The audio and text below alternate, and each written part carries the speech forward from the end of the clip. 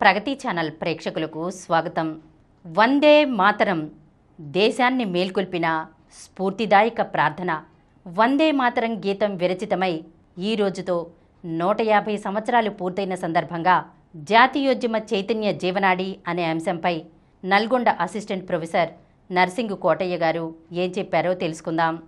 పరాధీన భారత జాతిని స్వాతంత్ర్య సాధనకు జాగృతం చేసిన చైతన్య గీతిక వందే మాతరం.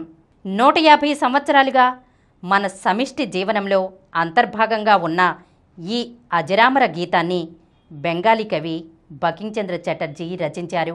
వందే మాతరం నినాదం లేని స్వాతంత్ర్య ఉద్యమాన్ని ఊహించలేం. ఆనాడు బ్రిటిష్ వారు 1000 ఫిరంగులు ఎత్తిపెడితే మన భారతీయులు వందే మాతరం నినాదంతో 1000 ఫిరంగులకు మించిన భయాన్ని బ్రిటిష్ వారిలో పుట్టించారు.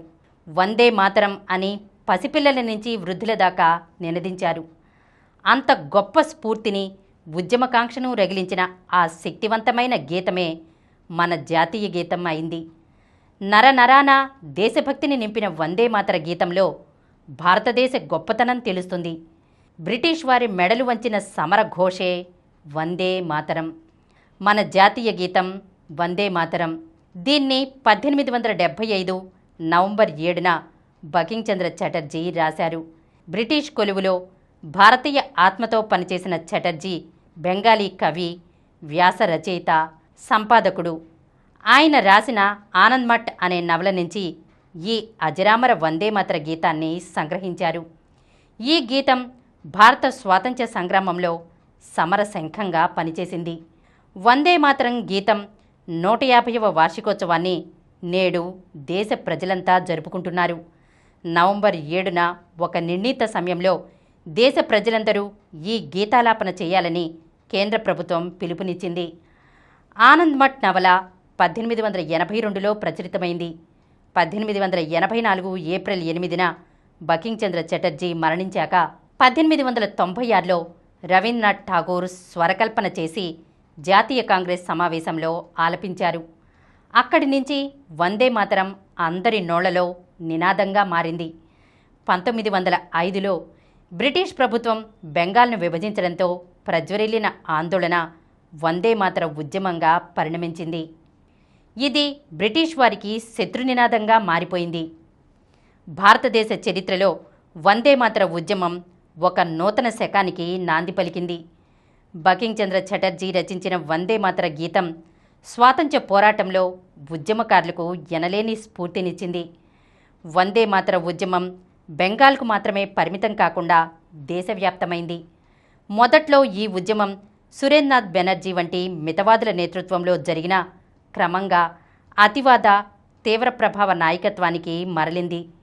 ఈ ఉద్యమాన్ని బెంగాల్ నుంచి దేశవ్యాప్తంగా ప్రచారం చేయడంలో బిపిన్ చంద్రపాల్ ప్రముఖ పాత్ర పోషించారు. మద్రాస్, ఆంధ్ర ప్రాంతాల్లో విస్తృతంగా పర్యటించారు.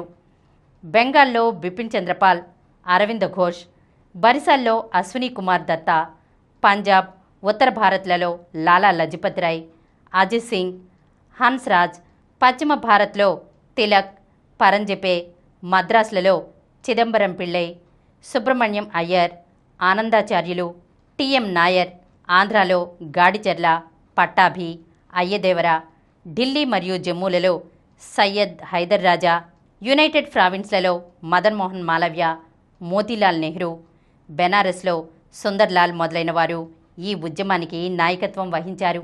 ఈ దేశభక్తులు అందరూ వందే మాతరంలో స్వాతంత్ర్యకాంక్షను చూశారు, కానీ మతం కోణం చూడలేదు. ఈ గీతం భారతీయులలో స్వాతంత్ర్యకాంక్ష రగిల్చింది.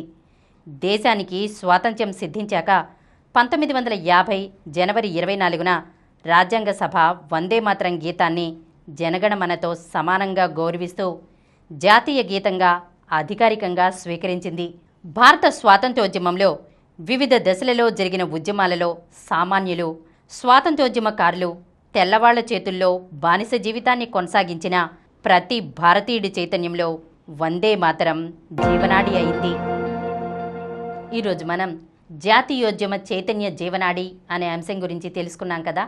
మరొక అంశంతో మళ్ళీ కలుద్దాం. ఈ కార్యక్రమం మీకు ఎంతో నచ్చింది కదా.